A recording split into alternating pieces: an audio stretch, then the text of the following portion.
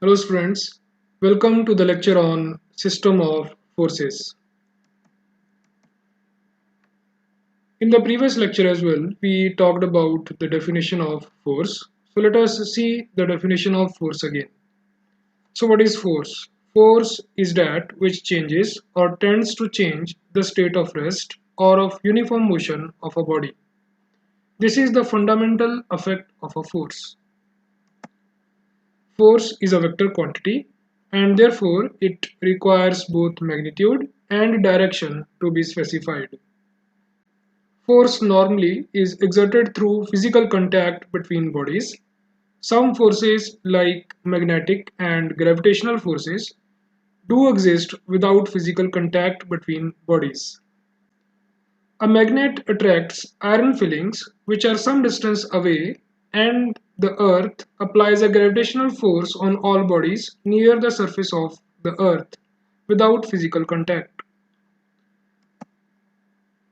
Now we will learn about representation of a force.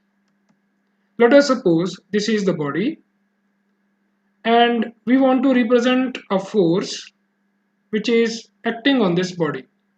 So first point is that we should show the point of application of the force. That means the point where force is acting on the body. After that, we should show the line of action of the force. We have to show at what angle it is acting to the horizontal, and we have to show its line of action. Then we must show the magnitude of the force. Normally, we draw the line which shows the magnitude to some scale. Let us assume that 1 centimeter is equal to 10 newtons. Then in order to represent 20 newtons, we have to draw a line of 2 centimeters. After representing magnitude, we must show the direction, in which direction the force is acting. So these four things are necessary in order to represent a particular force. So these are point of application, the point on the body at which force is acting, then the line of action of the force, then the magnitude of the force, then we have to show the direction of force. Now we will see effect of force acting on a rigid body. A force acting on a rigid body produces one or both of the following two effects. It can produce either linear displacement of the body or it can produce turning or rotating effect. Both the above effects essentially result in a change in the state of rest or motion of a body. So let us understand these two motions. Suppose we have a body and some force is acting on this body. So what is the first possibility? The first possibility is that there can be a translation motion or there can be a linear displacement of the body. And second option can be that we have a body and we have applied some force on this body. So second option can be that force is responsible for the rotation of the body. Third possibility is that these two motions, translation and rotation, these two can occur simultaneously and we call that motion as general plane motion. So see, translation and rotation of the body is going side by side. So these are the three effects which a force can produce on a particular rigid body. Types of forces. Forces can be classified in different types such as active and reactive or body and surface forces. First of all, we will see the first category, that is active and reactive forces. We have seen the example of these forces in introductory lecture as well. So let us see it again. It has already been mentioned that force is exerted through physical contact between bodies. Force, therefore, is the action of one body on another. The bodies, in fact, exert force on each other, thus giving a pair of forces. Forces, therefore, always exist in pairs and an isolated force does not exist. So we have taken one example in introductory lecture that when one body rests on the top of another body, then there will be two forces. The body which is resting at the top, the weight of that body will act as active force on the other body, and the body which is lying below will offer reactive force against the weight of upper body. The force exerted by one body on another is called an active force, and the equal and opposite force exerted by the second body on the first is called the reactive force. Action and reaction are always equal and opposite. In any situation, it is very necessary and important to distinguish between active and reactive forces. So whenever we will solve some numericals, we have to show these forces, that these are active forces and these are reactive forces. Next we will talk about body and surface forces. Another way to classify forces is as body and surface forces. The force due to gravity, that is force due to attraction of earth, acts on each and every particle of the body and is known as body force. Next is surface force. Surface force are those which act on the surface of bodies. The example for this is kicking a football. In this, only the force is applied on the surface of the football through foot. Surface forces can further be classified as distributed forces and concentrated forces. Let us see these two forces, distributed surface forces and concentrated surface forces. When two bodies are in contact, a force is always acting on a certain area. This we all know. When a force is acting over a large area on the surface of a body, we may classify it as a distributed force. So what is a distributed force? When a force is acting over a large area on the surface of a body, we may classify it as a distributed force.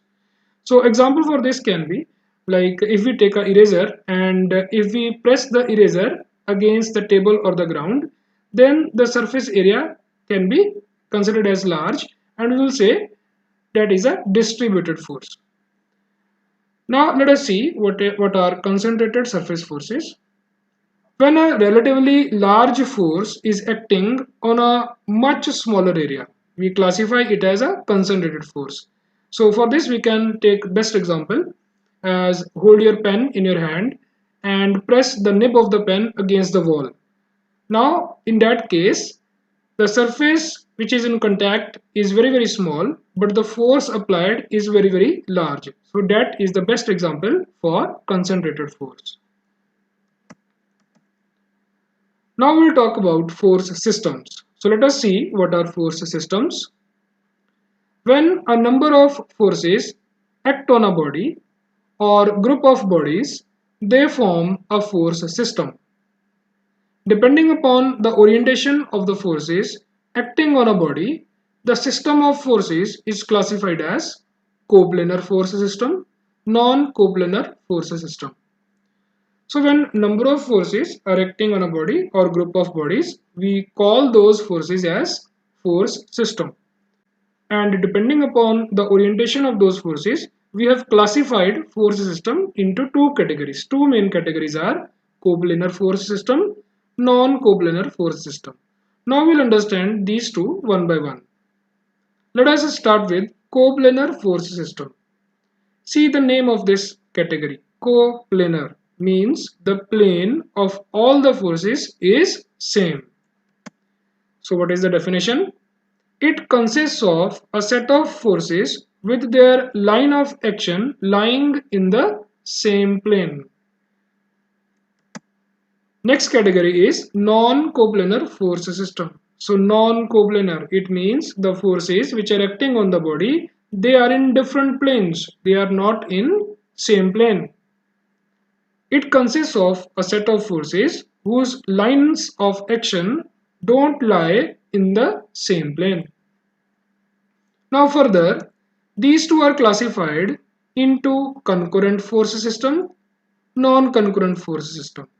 It means we have coplanar concurrent force system, then coplanar non-concurrent force system. Similarly, we have non-coplanar concurrent force system and non-coplanar non-concurrent force system.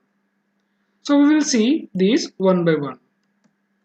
Let us first talk about coplanar concurrent force system. We are familiar with this term, coplanar. That means all the forces acting on the body are in the same plane.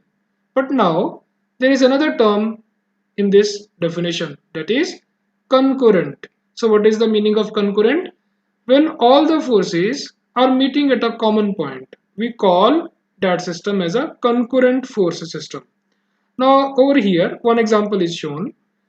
Over here we are shown one body, and on this body five forces are acting, and the plane of these five forces is the same. So we will call these as coplanar force system.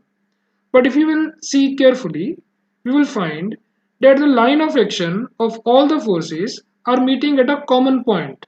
So these are concurrent also, and this point is called as point of concurrency. I hope this particular system is clear to you. Now let us talk about next force system, that is coplanar non-concurrent force system. Now non-concurrent force system means we have forces which are not intersecting at a common point. Means if there are four forces, then all those forces are not acting at a common point. Now you will see non-concurrent force system is further classified as parallel forces, non-parallel forces. It means now we have two more categories: coplanar non-concurrent parallel force system, coplanar non-concurrent non-parallel force system. So let us see the first category, coplanar non-concurrent parallel force system. So in this case, all the forces are coplanar, means they are lying in the same plane. But these forces are non-concurrent, means their lines of action are not meeting at a common point. Third, these forces are parallel to each other. So all three things are satisfied. That is why we are calling it as coplanar non-concurrent parallel force system. If you see this example, in this example, five forces are acting on a body, and the plane of these five forces is shown same. So these are coplanar, but these are non-concurrent. You see, if you will sketch their line of action, the line of action of all the forces are not meeting at a common point. So these are non-concurrent. Further, these forces are not parallel to each other. So we'll call this as coplanar non-concurrent non-parallel force system. Now we'll talk about non-coplanar concurrent force system. Non-coplanar means the forces are not in the same plane. But concurrent force system, though they are not in the same plane, but their line of action meets at a common point. So let us understand this through an example. Over here, one block is shown. You can see this force is acting at this face at this particular angle, and this force is acting on this face at this particular angle. So they are not in the same plane. So these are non-coplanar forces. But if we will draw their line of action, you will find that all these forces are meeting at a common point, and we call that point as point of concurrency. So though these forces are not in a same plane, but they are meeting at a common point. So they are forming a concurrent force system. Now we will see non-coplanar non-concurrent force system. So it means forces are not lying in a same plane, and their lines of action are not meeting at the same point. And in this further we have two categories: In the first category, forces can be parallel. In the second category, forces can be non-parallel. So let us first see the first category, that is non-coplanar, non-concurrent, parallel force system. Now see this example. In this example, we are taking XY plane. So 5 forces are shown in the XY plane.